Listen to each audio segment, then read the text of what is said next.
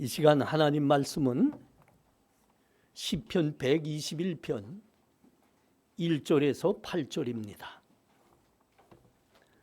시편 121편 1절에서 8절, 제 성경으로는 구약 성경 896쪽에 있습니다.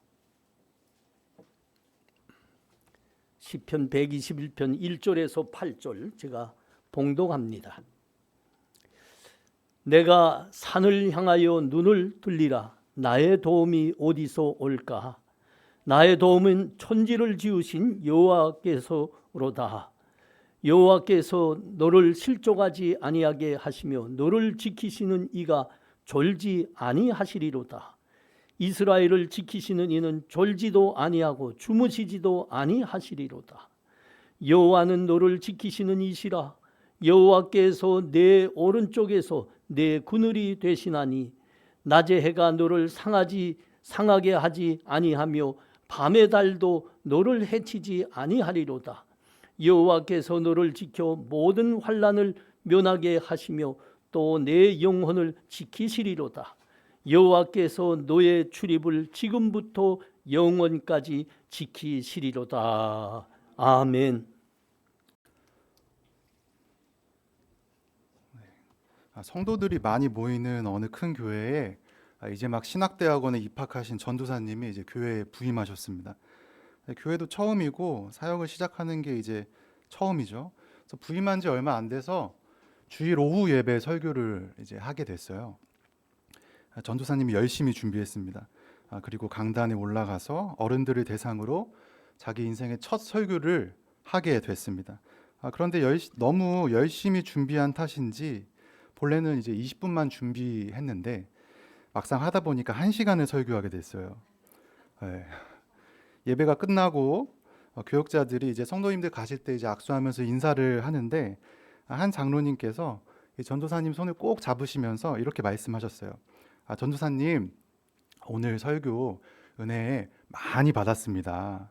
그래서 전도사님이 감사하다라고 했어요. 그런데 장로님께서 이 말을 덧붙이셨어요. 전도사님, 오늘 설교 은혜에 많이 받았는데요. 설교 은혜 정말 많이 받았는데 다음 설교하실 때는 조금만 은혜 받고 싶습니다. 20분만 은혜 받고 싶습니다. 라고 말이죠. 우리 서로 인사해 볼까요? 옆 사람하고 은혜 많이 받읍시다. 1시간 은혜 받읍시다. 네.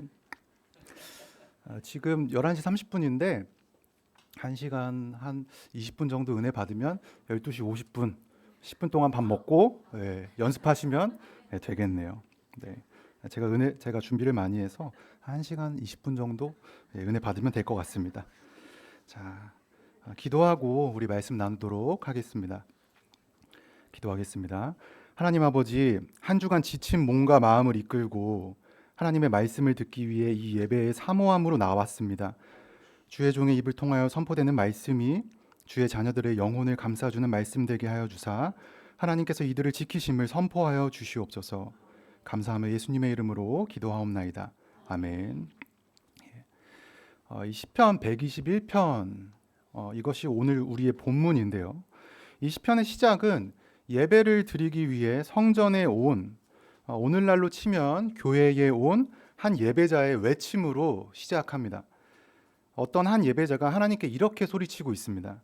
내가 산을 향하여 눈을 들리라. 나의 도움이 어디서 올까? 이 쉬운 성경을 보시면 무슨 뜻이냐면 누가 나를 도와줍니까? 라는 외침이에요. 저는 이 시편 121편을 천천히 살펴보면서 이 한 예배자의 이 외침이 참 구슬프게 다가왔어요. 눈물이 났습니다. 왜 구슬펐는지, 왜 눈물이 났는지 오늘 설교 말씀을 통해서 함께 나누려고 합니다. 그리고 이 설교의 끝에는 누가 나를 도와주나요? 라는 이 본향교회 공동체의 외침에, 우리 본향교회 한 명 한 명의 지체들의 외침에 하나님께서 답하셨으면 좋겠습니다. 이 시편 121편은 어떤 종류의 찬양 노래이냐면 성전에 올라가는 노래입니다. 오늘날로 치면은 교회에 가면서 또 교회에서 예배 중에 부르는 찬양이에요. 당시에는 통상 이제 시편 121편은 교회가 없었기 때문에 예루살렘 성전에 가면서 부르는 찬양이었습니다. 한 예배자가 예루살렘 성전을 향해 가고 있습니다. 목적지는 이 예루살렘이라는 곳에 지어진 성전이에요. 그러면 이들은 어디서 출발하고 있을까요? 이들의 집은, 이들의 거주지는 어디일까요? 시편 120편에서 134편까지는 바벨론의 식민지가 돼서 바벨론 국가로 포로로 노예로 끌려간 이 유대인 포로 공동체가 정기적으로 이제 시간이 되면은 성전에 올라가면서 부르는 노래였습니다. 그래서 이 시편 120편에서 134편까지는 서로 연결이 돼요. 이 본문 121편 이전에 시편 120편 5절을 보시면 메색과 게달에 머무는 것이 나에게 화로다라고 말합니다. 즉 메색과 게달이라는 곳에서 출발하고 있어요. 이 메색과 게달은 어디냐면 이방 땅입니다. 고향이 아니기에 외로운 땅이고 고립된 땅이에요. 특별히 이 메색과 게달은 이 이스라엘 백성들의 고향인 이 이스라엘에서 가장 먼 곳이에요. 즉 고달픈 생활이 있는 곳입니다. 이 시편 120편에서는 120편을 천천히 읽어보시면 이 메색과 게달에서 고향을 떠난 이스라엘 백성들이 어떻게 살아가고 있는지 묘사하고 있어요. 설명합니다. 포로 생활을 하면서 이들은 이방 땅에서 그래도 열심히 사이좋게 살려고 노력합니다. 때로는 손해도 보는 경우가 있는데 에이 허허 하면서 웃으면서 넘겨요. 그런데 이 메색과 게달의 토착민들은 이러한 평화를 위한 이스라엘 백성들의 노력조차 호전적으로 봅니다. 공격적으로 봐요. 저렇게 평화롭게 지내려고 하는 이유는 무슨 꿍꿍이가 있을 거야 하면서 뒤에서 욕을 합니다. 즉 시편 121편에서 외치고 있는 이 사람은 함께 살 수 없는 곳에서 함께 살아야 하는 고통을 느끼는 곳에서 출발하고 있어요. 거기서 살고 있습니다. 이 시편은 바벨론 포로 경험에 기반에 불려진 찬양입니다. 출발하는 이곳은 평안함이 없이 고단함만 있는 곳이에요. 이 찬양을 부르고 있는 장소는 즉 하나님의 도우심이 전혀 없는 곳입니다. 그래서 저는 이 시편 121편의 시작인 한 예배자의 외침이 너무나 서글프게 느껴졌어요. 누가 나를 도와줄까? 이 외침에는 아무도 그를 도와주지 않는다라는 의미인 거죠. 우리가 매주 이 자리에 사모함과 간절함을 가지고 예배를 드립니다. 한 주간 형식적인 기도와 비형식적인 기도를 수없이 할 거예요. 또 목소리 높여 찬양도 합니다. 우리 모두 하나님을 믿죠. 하나님의 살아계심을 믿어요. 하나님께서 도우실 것을 확신합니다. 그런데 이 본향교회 예배당 문 밖을 나서는 순간부터 우리들의 매색과 계달로 돌아갔을 때는 우리는 어떠한가요?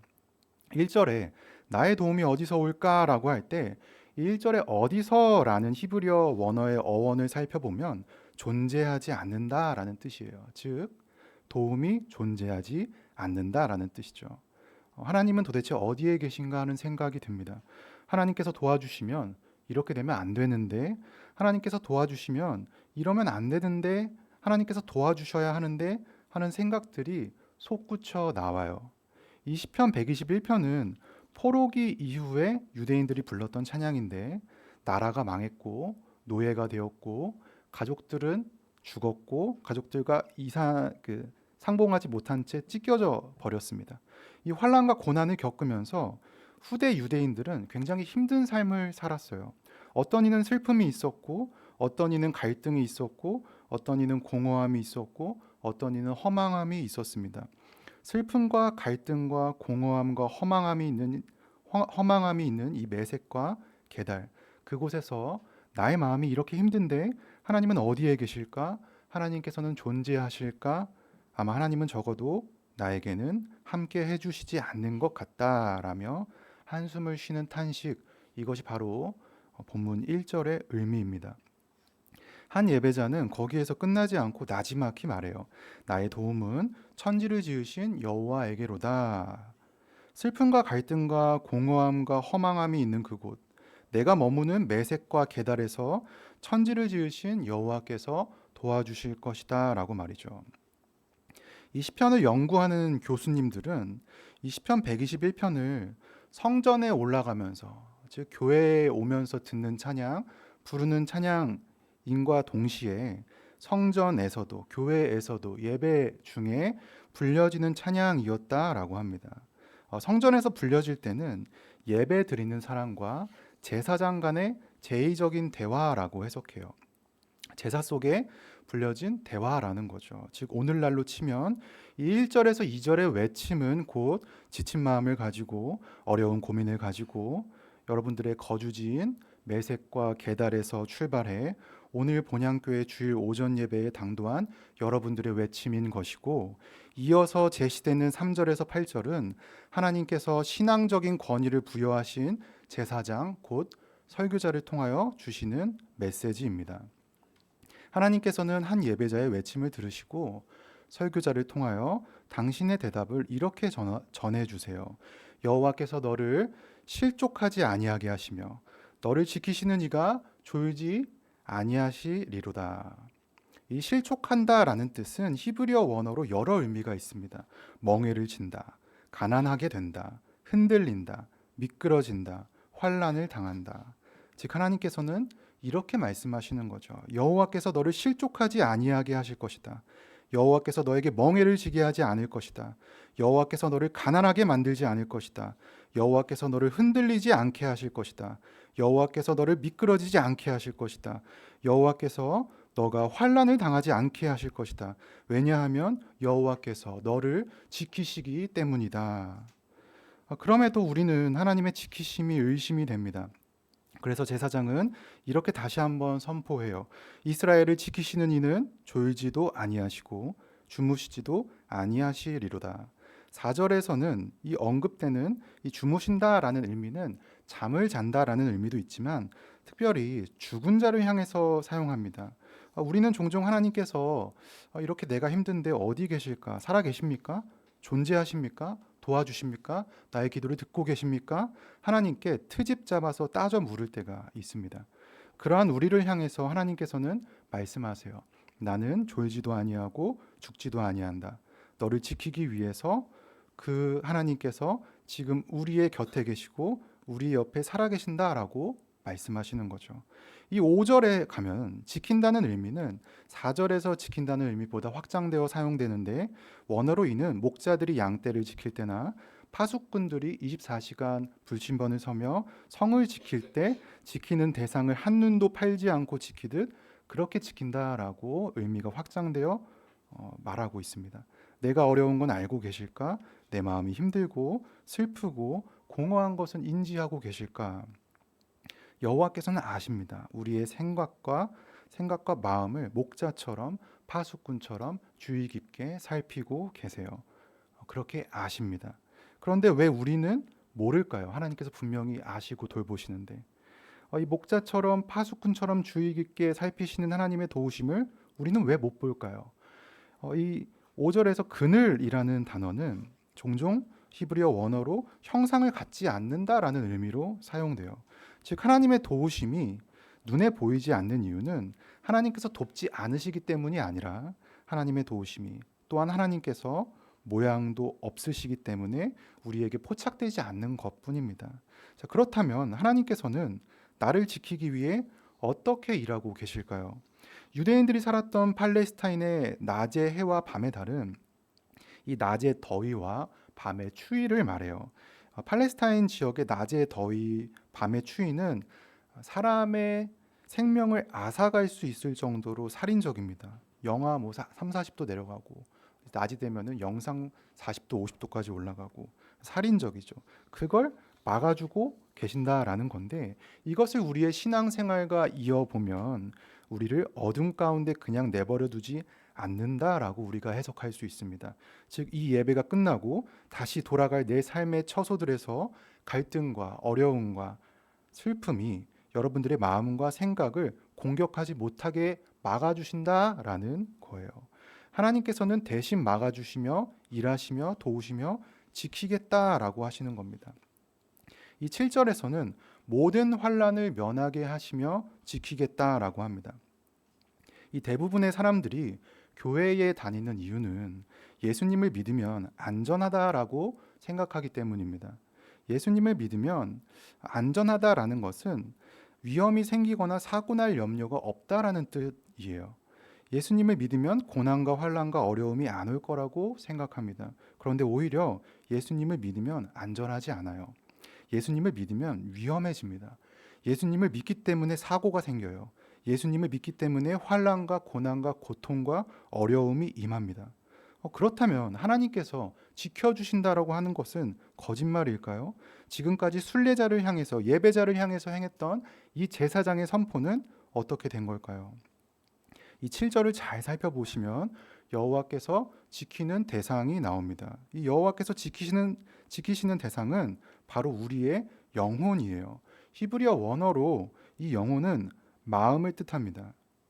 영혼은 이제 영혼과 마음은 특별히 감정과 느낌을 말해요. 즉 여호와께서 지키시는 대상은 우리의 영혼과 마음과 감정과 느낌인 거죠. 이 7절의 환난은 악함을 의미합니다. 이 악함은 슬프게 하는 거, 근심하게 하는 거, 괴롭게 하는 거, 독한 거, 속이는 거, 간사한 거, 곤란한 거, 모함, 그리고 상심을 의미합니다. 즉 슬픔이나 걱정 따위로 속이 상하는 것을, 썩는 것을 의미해요.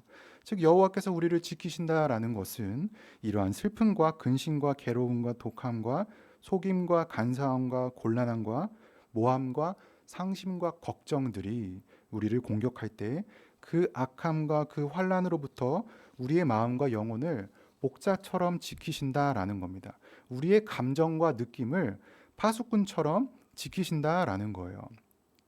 그래서 이 빌립보서를 보시면 사도 바울이 빌립보 교회 성도들을 향해서 이렇게 이야기하는 겁니다. 하나님의 평강이 그리스도 예수 안에서 너희 마음과 생각을 지키시리라.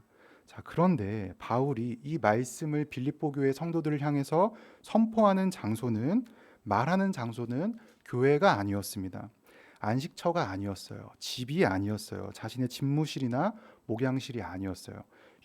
휴양지가 아니었어요. 감옥에서 이 말을 하고 있습니다. 바울은 감옥에서 하나님의 평강이 그리스도 예수 안에서 너희 마음과 생각을 지키겠다라고 말씀하고 있습니다. 즉 시편 120편에서 말하는 메색과 게달, 고달픈 곳에서 이러한 평강을 이야기하는 거죠. 슬픔과 근심과 괴로움과 독함과 속임과 간사함과 곤란함과 모함과 상심이 가득한 곳에서, 그곳에서 하나님께서 마음과 생각을 지키실 것이라고 선포합니다. 마음과 생각을 가장 지킬 수 없는 장소에서, 곳에서 마음과 생각을 지킬 수 있다라고 해요. 언제부터 지키시냐면 8절에서 지금부터라고 합니다. 이 지금부터라는 것은 히브리어 원어로 바로 이때에라는 뜻이에요. 즉 시편 121편을 찬양하는 바로 그때에, 시편 121편을 찬양하는 바로 이때에 여호와께서 여러분의 영혼과 마음과 생각과 감정과 느낌을 지키신다라는 겁니다.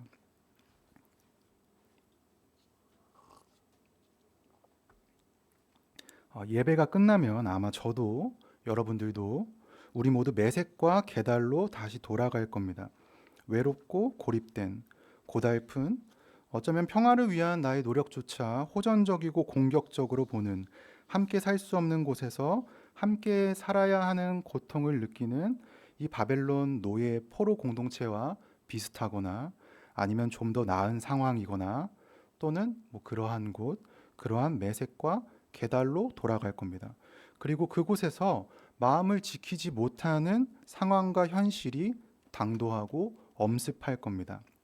그러면 그때에 마음이 어려워질 바로 그때에, 생각이 불안해질 바로 그때에, 감정이 흔들릴 바로 그때에, 어쩌면 그러한 마음을 가지고 온 지금 바로 이때에 눈을 들어 산을 바라보며 이 말씀을 기억하고 시편 121편의 찬양을 부르는 거예요. 시편 121편을 기반으로 한 찬양이 우리가 방금 불렀던 383장도 있는데 복음성가 중에서 이러한 찬양이 있습니다. 하나님은 너를 지키시는 자.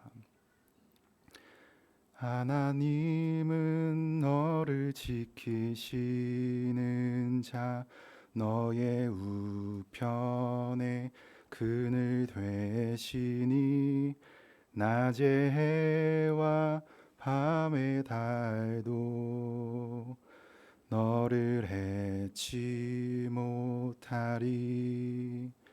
하나님은 너를 지키시는 자, 너의 환난을 면케하시니 그가 너를 지키시리라. 너의 출입을 지키시리라. 눈을 들어 산을 보아라.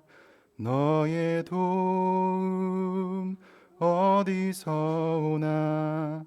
천지 지으신 너를 만드신 여호와께로다. 아멘.